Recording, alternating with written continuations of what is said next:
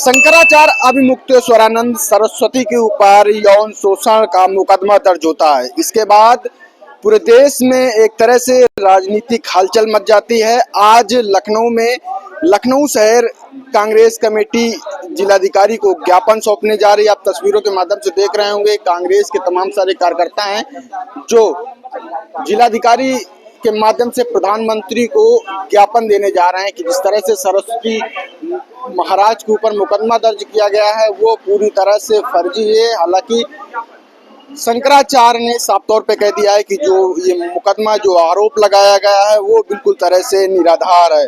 अब देखना यह होगा कि जिस तरह से पुलिस जांच कर रही है उसमें क्या कुछ निकल के आता है, वो आने वाला वक्त बताएगा। लखनऊ से सद्भावना आवाज के लिए आयुष अवस्थी। हम लोग जिलाधिकारी को ज्ञापन दे रहे हैं प्रधानमंत्री को संबोधित।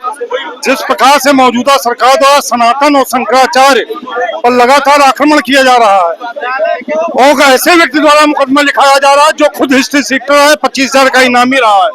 तो हम लोग मांग करने जा रहे हैं ज्ञापन देके कि शंकराचार्य जी को न्याय दिया जाए।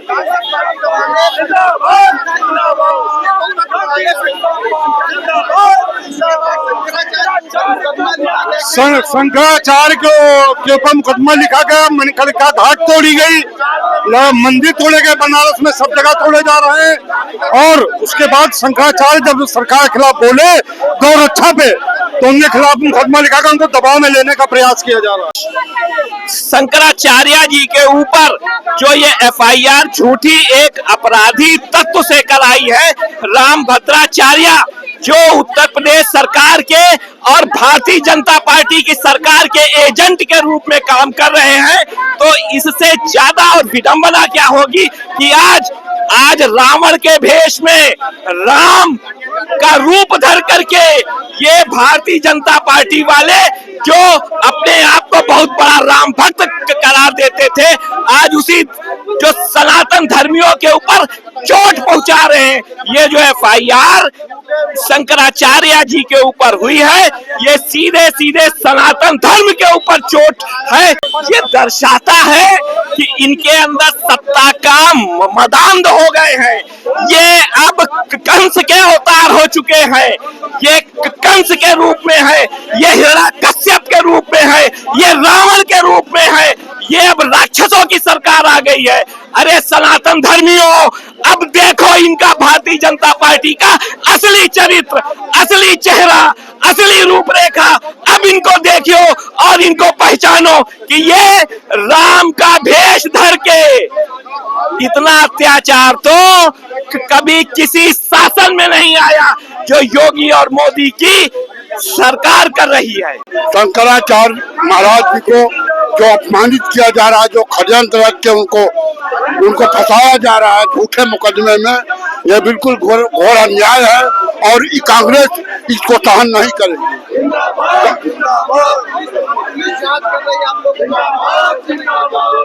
जांच तो कुछ भी लगाकर जांच करवा सकते हैं, किसी को भी गैर अपराधी को अपराधी बनाकर जांच करवा सकते हैं। इनके पास सत्ता है इसलिए कर रहे हैं अन्याय। बताइए, जिसने आरोप लगाया है वो प्रयागराज के कमिश्नर के जन्मदिन में केक काट रहा है, वहां पे उनके साथ जो है कि फोटो खिंचवा रहा है, उसके ऊपर दसियों एफआईआर पहले से ही हैं, उसकी जांच नहीं हो रही है। वो जो है कि ठाकुर होते हुए अपने को ब्राह्मण सिद्ध कर रहा है, इसकी जांच नहीं हो रही है। और अभिमुक्तेश्वरानंद को बार बार प्रताड़ित किया जा रहा है। इस सरकार में निष्पक्ष जांच से विश्वास उड़ गया। हम लोग जो है उसके खिलाफ सख्त से सख्त कार्रवाई चाहते हैं। जिसने आरोप लगाया है पहले उसकी भी साथ साथ जांच हो। जिस तरह से साधु संतों शंकराचार्य का अपमान किया जा रहा है इस सरकार के इशारे पर, उस लोगों के इशारे पर जो खुद हिस्ट्री शीटर है, उत्तर प्रदेश का मुख्यमंत्री खुद हिस्ट्री शीटर है, जिसने पहला ऐसा मुख्यमंत्री मैंने देखा है जिसने अपने ऊपर पहले के 31 मुकदमे वापस लिए हों। वो सरकार साधु संतों का अपमान कर रही है। शंकराचार्य जी को माघ मेले में अपमानित किया गया, फर्जी मुकदमा डाला गया, उसके खिलाफ कांग्रेस मैदान में है। प्रधानमंत्री के नाम संबोधित ज्ञापन दिया है। यूजीसी कानून लाया गया, उस पे भी समर समाज को उन्होंने ढकेलने का काम किया है, जो कि सरासर गलत है और इसका हम पुनर्जोर विरोध करेंगे और करते रहेंगे। धर्म के नाम पर तो भाजपा आज से नहीं हमेशा से राजनीति करती आई है। आज कहीं ना कहीं कुछ ना कुछ तो ढोल का पोल है, इसीलिए हम इसकी न्यायिक जांच की मांग करते हैं। पुलिस तो उन्हीं की है, पुलिस जो वो कहेंगे वही तो होगा। पुलिस क्या क्या कर रही है तो पता है, जो जो कर रही है पुलिस आज तक जितना भी जहाँ भी कांड हो रहा है वो तो उन्हीं के इशारे पर हो रहा है। अगर जांच करानी तो निष्पक्ष न्यायिक जांच कराइए कोई, या किसी दूसरे राज्य से कराइए।